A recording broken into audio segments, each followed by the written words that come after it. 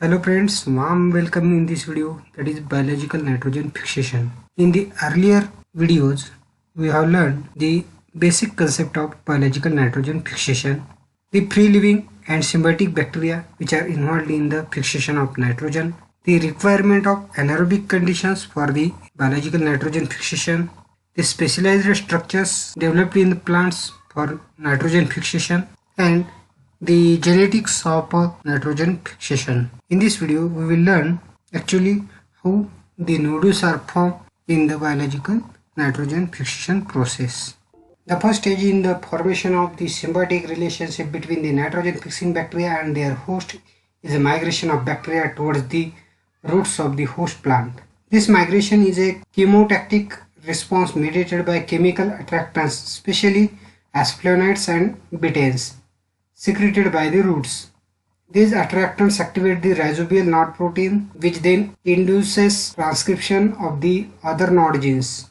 The promoter region of all nod operons, except that of nod D, contains a highly conserved sequence called the nod box. Binding of the activated nod D to the nod box induces transcription of the other nod genes.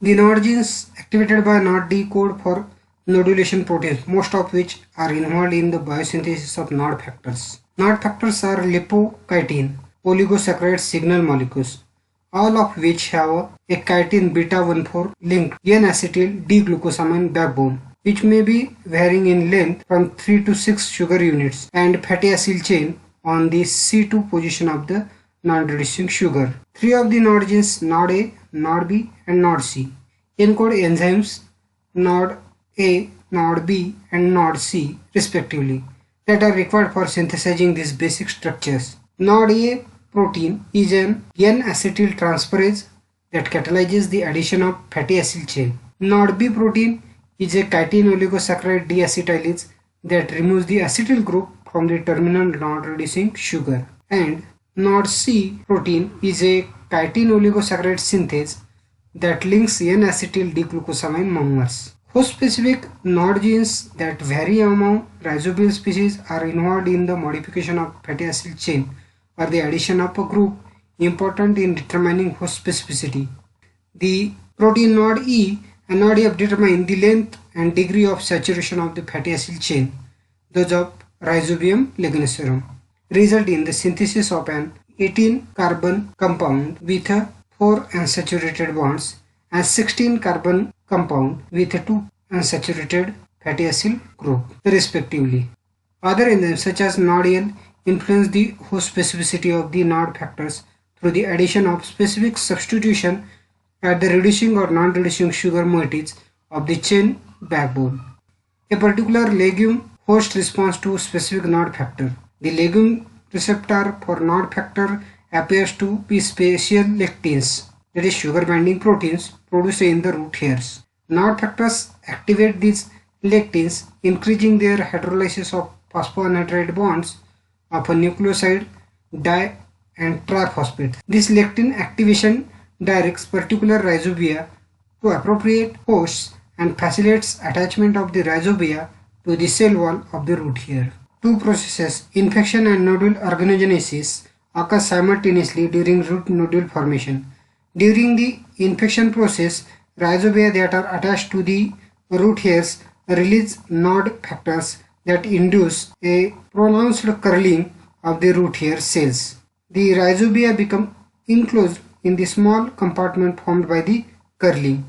The cell wall of the root hair degrades in these regions also in response to nod factors, allowing the bacterial cell direct access to the outer surface of the plant plasma membrane. The next step is the formation of infection thread, an internal tubular extension of the plasma membrane that is produced by the fusion of Golgi-derived membrane vesicles at the site of infection. The thread grows at the tip by the fusion of secretory vesicles to the end of tube, deeper into the root cortex. Near the xylem, cortical cells dedifferentiation and start dividing, forming a distinct area within the cortex called nodule primordium, from which the nodule will develop. The nodule primordia form opposite the protoxylem poles of the root vascular bundle. Different signaling compounds acting either positively or negatively control the position of nodule primordia. The nucleoside uridine diffuses from the stele into the cortex in the protoxylem zone of the root and stimulates cell division. Ethylene is synthesized in the region of the pericycle, diffuses into the cortex and blocks cell division opposite the phloem poles of the root. The infection thread filled with the proliferating rhizobia elongates through the root hair and cortical cell layers in the direction of the nodule primordium. When the infection threads reach a specialized cell within the nodule, its tip fuses with the plasma membrane of the host cell, releasing bacterial cells that are packaged in a membrane-derived form, the host cell plasma membrane. Branching of the infection thread inside the nodule enables the bacteria to infect many cells. At first, the bacteria continue to divide and the surrounding membrane increases in a surface area to accommodate this growth by fusing with smaller vesicles.